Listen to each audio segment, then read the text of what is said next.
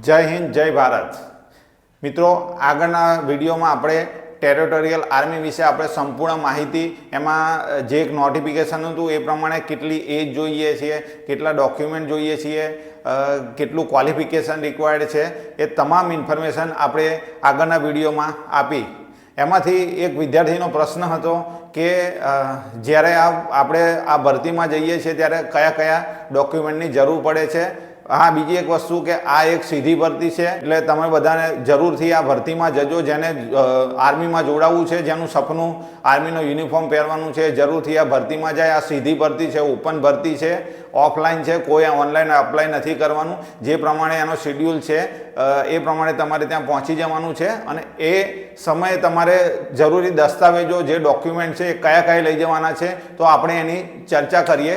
કે પહેલાં છે તમારું બર્થ સર્ટિફિકેટ, તમારો જન્મનો દાખલો લઈ જવાનો છે. એમાં તમારે પહેલું ડોક્યુમેન્ટ એક છે તમારો જન્મનો દાખલો, બીજું છે તમારું એજ્યુકેશનલ સર્ટિફિકેટ, તમારી માર્કશીટ. તમે જેટલું પણ તમે અભ્યાસ કર્યો છે એ તમામની ઓરિજિનલ માર્કશીટ તમારે લઈ જવાના છે. જે પણ ડોક્યુમેન્ટ છે ઓરિજિનલ લઈ જવાના છે, અને એની સાથે એક તમારી સેલ્ફ સાઇનવાળી એક અટેસ્ટેડ કોપી, તમારે ઝેરોક્સ કોપી, તમામ તમારી માર્કશીટને તમામ એજ્યુકેશનલ જે સર્ટિફિકેટ છે એની તમામ એક કોપી રાખવાની છે.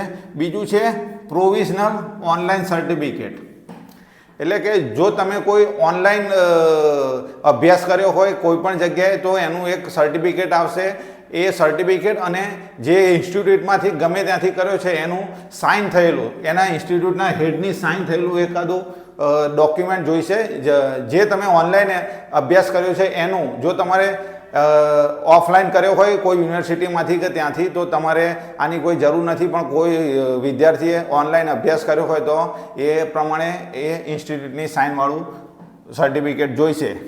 ફોર્થ છે તમારું એલસી, સ્કૂલ લિવિંગ સર્ટિફિકેટ. તમારો સ્કૂલ લિવિંગ સર્ટિફિકેટ જોઈશે. શાળા છોડ્યાનું પ્રમાણપત્ર એક ચોથું ડોક્યુમેન્ટ છે. ફિફ્થ છે તમારે 8th class with transfer certificate.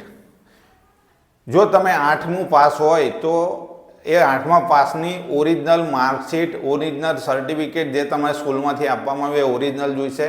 અને એની સાથે તમારે જે સ્કૂલમાંથી તમને ટ્રાન્સફર સર્ટિફિકેટ આપ્યું હોય, ટ્રાન્સફર લિવિંગ સર્ટિફિકેટ આપ્યું હોય, એ તમારે ખાસ કરીને જો છે. છઠ્ઠું છે 6th domicile certificate. Domicile certificate તમારે તહેસીલદાર કે એસડીએમ સ્ટેટ ડિવિઝનલ મેજિસ્ટ્રેટનું તમારે જોડે ડોમિસાઇલ સર્ટિફિકેટ હોવું જોઈએ. 7મું છે કાસ્ટ સર્ટિફિકેટ, જાતિનું પ્રમાણપત્ર. એ તો તમે SC STમાં કે OBCમાં આવતા હોય તો તમારે એ જાતિનું પ્રમાણપત્ર તમારે લઈને જવાનું રહેશે. 8 નંબર રિલિજન સર્ટિફિકેટ.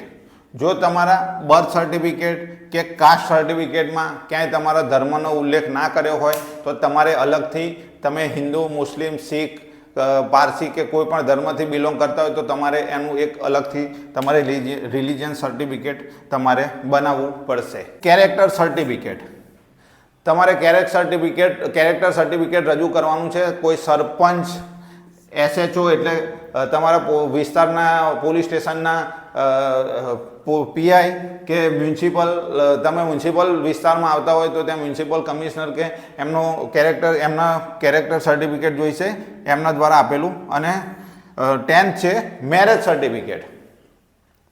જો તમે મેરિડ હોય કે અનમેરિડ હોય, તમારે મેરિડ છો કે અનમેરિડ એનું સર્ટિફિકેટ આપવાનું રહેશે. જે આ આર્મીની ભરતી છે એટલે તમારે આ સર્ટિફિકેટ ખાસ કરીને જોઈશે કે તમે અનમેરિડ છો કે મેરિડ છો. 11 છે રિલેશનશિપ સર્ટિફિકેટ.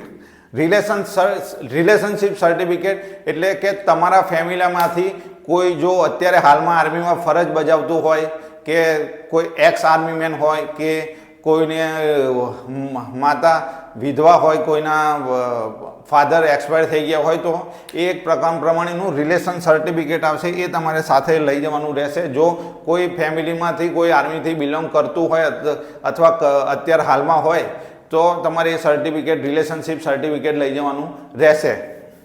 12th છે સ્પોર્ટ્સ સર્ટિફિકેટ.